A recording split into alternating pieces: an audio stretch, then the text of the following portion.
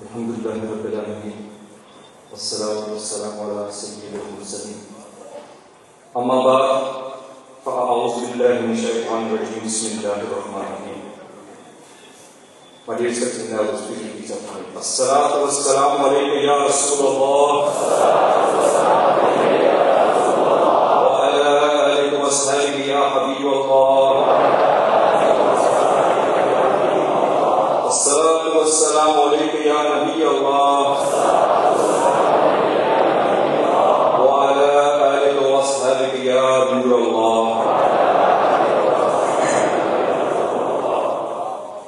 Praise be to Allah, Lord of all the worlds, most gracious, most merciful. And peace and blessings be upon the Prophet of Allah, our Lord, our guide, our master, Muhammad Rasulullah, Sallamahul, his family, his companions, and all who follow his way. My dear respected brothers, there are many blessings in reciting the da'wat upon the Prophet of Allah, Sallamahul. Ameer-e-Ahl-e-Sunnat, in one of his risalas, called The Method of Becoming Pious, he narrates where he says that a person once saw a scary creature in his dreams.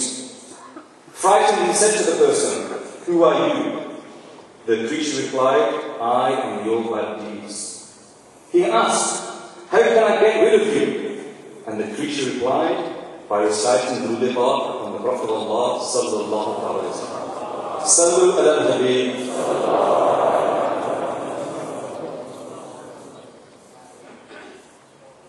My dear brothers, this week, some of you may be aware of this fact or not, but the government has announced that it has not been successful in stopping knife crime. In the Daily Mail this week, it reported that more than 100 people a day were victims of knife crimes or serious violence. Over 38,000 serious crimes were committed using a knife. Now these people that are committing the crimes, my dear brothers, they are also Muslims. So some of the things that I'm going to talk to you about today, I don't want you to bury your head in the sand and think to yourself that Muslims are not involved in this. You should not be blinkered. We should realize that this is affecting our society. And even if it is not affecting the people that we know, that unless we do something to try and solve some of these problems in the society, then before long it will start to affect our people as well. Not only are we getting an increase in knife crime in this country where people are carrying knives and people are using their knives to commit crimes, but people are starting to carry guns as well. And some people may have said that we've seen the report this week where a 13-year-old girl, a submachine gun was found in her cupboard in her bedroom. These things are happening, my people. And the question that we need to ask ourselves is, why are people carrying knives? Why are people carrying knives? Now, I'd like to think that, alhamdulillah, there's thousands of people here, alhamdulillah, in Ijtima. Nobody here will be carrying a knife. But the people that do carry knives is because of the society that they are in, the people that they associate with. And one of the reasons that people carry knives is because they are afraid that someone's going to use something on them and they need to defend themselves.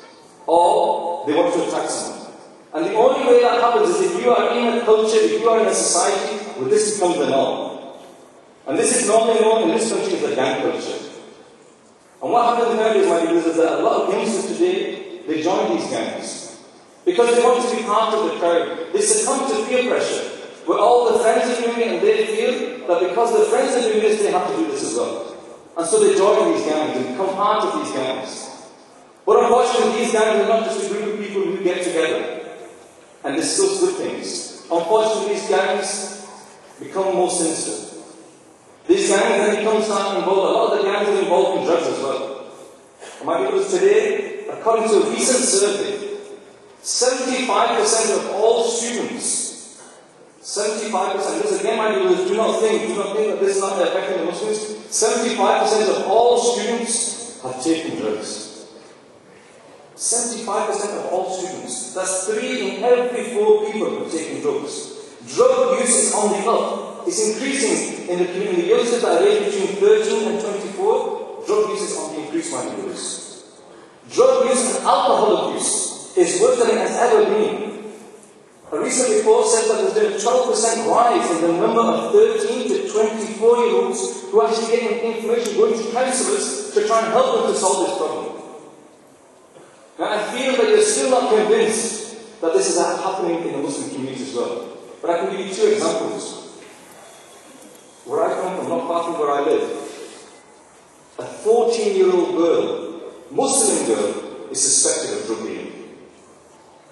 A 13-year-old Muslim girl has been expelled from school for dealing in drugs. My dears, do not be blinkered, do not think this is not happening, but it's happening to us. And these issues regarding drugs in the community, we cannot run away from them.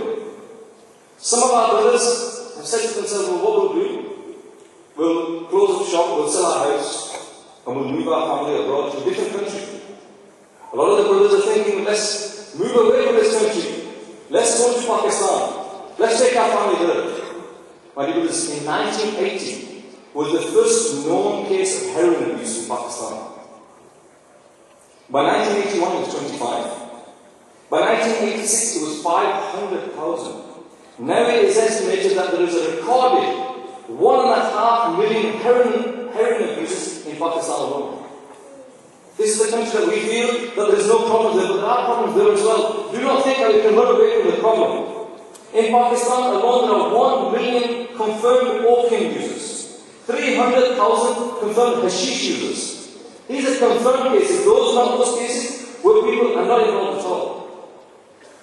But again, the question comes about, why are our youngsters today involved in drugs? And again, it's peer pressure. The people who you associate with, they convince you, they entice you to do this. Your friends, your so-called friends, they make you feel that you have to do it. They make you feel that you have to take these drugs.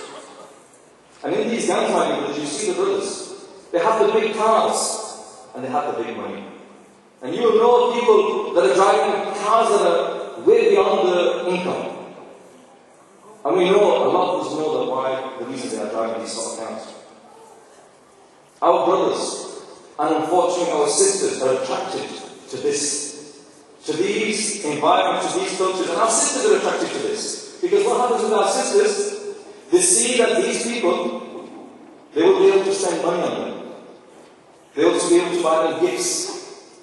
They will be able to buy them clothes. They will be able to buy them jewelry.